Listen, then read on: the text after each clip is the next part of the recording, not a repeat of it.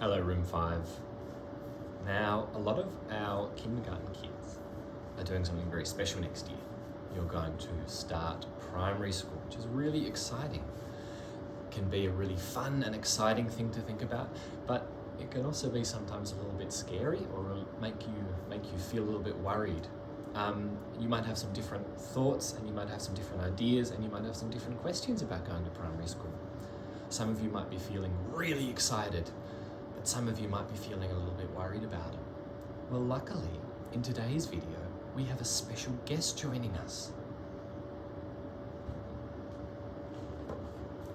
Here's our special guest. Hi! What's your name? Sam. Hello, Sam. And who are you, Sam? I am your wife and I'm a primary school teacher and I teach prep children. So you teach kids who have just come from kindergarten and it's their first year of primary school. I do, and it's the best year to teach. I think it's my absolute favourite. I love teaching preps. And Sam, do your kids call you Sam? Well, it depends on the school, because at the school I'm at now, they don't call me Sam. They call me Miss Smith. So they use my surname. But at another school that I taught at, they called me Miss Sam. And then at another school, they were able to call me Sam. But the good thing is, when you meet your new prep teacher, they will let you know what you call them. That's cool. Yeah. And what do you think are some really important things for our kindergarten kids to start thinking about or to start practicing in term 4 and over the summer holidays? Oh, that's a really good question. Well, the nice thing about when you start school is that your teachers are always there to help you. So if you don't know how to do something, you don't need to be worried, because teachers love to help you learn new things, and they will help you if there's anything that you can't do. But if you want to get a little bit prepared, there are some things that are really, really helpful. So at school, you might be going to a school where you wear a special uniform, or you might just wear casual clothes. But usually what happens is you have a special school bag. I don't have a special school bag, but I do have a backpack. And lots of school bags are like backpacks. And it's really good. One of the things to practice doing now is to practice doing up and undoing the zip, because you need to do that a lot, because you'll get your lunchbox out, you might have to put your uniform back in sometimes, and with a backpack it has curves on the side, so sometimes they're a little bit tricky, and on new bags zips can be a bit sticky. So it's always a good idea to practice undoing the bag and opening it up, and then closing the bag. Because if you don't close your bag, all your things will fall out, right? I know, and schools are very, very big places, so it's really important that if you did have your jumper or jacket, when you take it off, you put it inside your bag so you don't lose it. So another really good thing to practice is putting your jumper on and off on your own, because sometimes the teacher might be busy. So you need to start practicing putting on and taking off your own jumper without my help, without David's help, or without your mum or dad's help. We want to see if you can do it all by yourself. And there's lots of ways you can do it. Some people find it really easy to pull their arms in first and then wriggle out of it. Some people get the hem of their jumper and they pull it over their heads. But once you get your jumper off, it's a really good idea to make it so it's turned the right way in. So if you want to put it back on again, it's ready. You don't want to wear an inside-out jumper, do you? No. It'll look a bit funny. And the other thing you can do is practice folding it up. So some people like to fold it really neatly in a square, but I have a lot of preppies who practice rolling it because that's easier for them. And then you can practice unzipping your bag and putting your jumper inside it, so it doesn't get lost, and trying to close it, the zip, with your jumper inside it. And another thing is, so we've got, so far, let's think, we've got zipping and unzipping our bags, so packing our bags, taking off and putting on our jumpers, definitely, and putting them in our bags. What's the third thing? And the third thing is, at school, sometimes what happens is you get given special notes on pieces of paper, and it usually happens at the end of the day. And these notes you need to give to your grown-up who's looking after you. And sometimes the pocket might be small, or there's lots of things in your bag, so you've got to try and fit it in. So something that's really, really handy is knowing how to fold your pieces of paper into a smaller piece. So notes usually come on a piece of paper this size, and what you try and do is see how there's the little corner here. You try and match it up on the side, so my corners are all neat, and then I can fold it, and that way it's so much easier for me to put my note inside my bag, because then I can just open it and it fits in perfectly.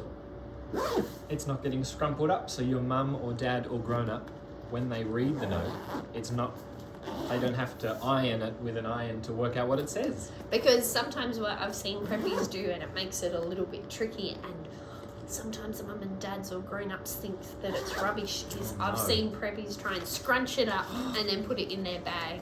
And so it's okay if we make mistakes, but we try and teach them, oh no, stop, let's fold our piece of paper so that it's nice and neat and safe in our bags. So grown-ups don't think it's rubbish. That would be bad if they put a special note in the bin.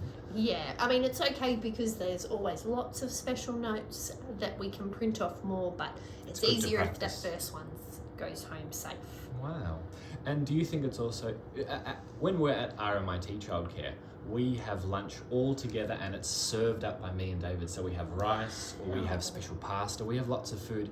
Is that how it happens at school as well? No, it's a little bit different at school. Some schools might have that, but most schools, you have a special lunchbox. And we have special eating times. So we have something called recess and lunchtime. So they're 2 breaks that we have. And at recess, we might have a small thing, like you might have a yogurt or some tiny teddy biscuits, or a cheese stick, and you might eat those things. And then you save some of the food in your lunchbox for lunchtime. So at the second break, you might eat your sandwich, or I know some preppies who have had a slice of pizza for lunch. Lucky ducks. Because they had pizza the night before.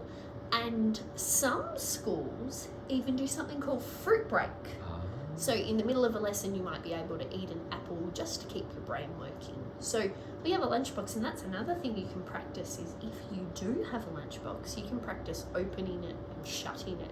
Because when they're new, they can be very tricky. Yeah, and your teacher doesn't do it for you? They don't open your lunchbox for you? Well, at the very beginning, we are always happy to help, but we want you guys to be experts at doing it on your own, because when you're a grown-up, you can't call your mums and dads to open your lunchboxes for you then. Yeah, and the teachers might be busy with lots of kids. Yeah. There's going to be more than 6 kids in your prep class, I think. Well, in my class is 22, so if they were all waiting for me to open their lunchbox, the person at the end of the line would have to wait a very long They'd be time. very hungry. So maybe another thing for you guys to practice over term 4 and over the summer break would be maybe some days of the week, even if you're at home or you're at kinder, you can bring a lunchbox and you can see if you can save some of your food for a morning session to eat. Maybe you can have some fruit to eat throughout the day, and then you can have your special sandwich or special piece of pizza or sushi for your lunch. And you can practice opening and closing your lunchbox and maybe even your drink bottle all by yourself. Yeah, that's a great idea, and it's always nice. We have lots of prep kids who actually help make their lunches. They choose some of the things that they want to go in, and they choose things that are going to help them concentrate and learn and keep their bodies with lots of energy. So there can be a big mix in lunchboxes. I know that our room 5 kids know all about what are good foods to eat lots of and what are good foods to just eat a little bit of. Yeah. We are experts at healthy eating, so I think my room 5 kids, I think you're going to be very good at that, guys. Oh, fantastic. Now, my friends, if you have any other questions, you can ask us through the Story Park. You can get your mum or dad to email me, or you can ask David, and then David can send the message to me. I would like, if you can, I want everyone to think of one question or one thing that you'd like to know about school, because Miss Smith, she's going to take our questions to her real prep children. And they can give you their advice. Yes, they've had a whole year of preps, so they are experts at primary school now. They know a lot about preps and what it's like to be in prep, but they still remember what it was like to be in kindergarten. So our idea was that they are going to write some special notes and maybe tell us some special things, and then we can give you that information so you will know what to expect when you go to prep. Yeah, that'd be fantastic. They would love to do that because they're definitely experts at prep now. How good is that? Room 5, have fun thinking of some interesting thoughts and ideas and questions for Miss Smith's prep class, and I look forward to hearing from you. Bye. Bye-bye.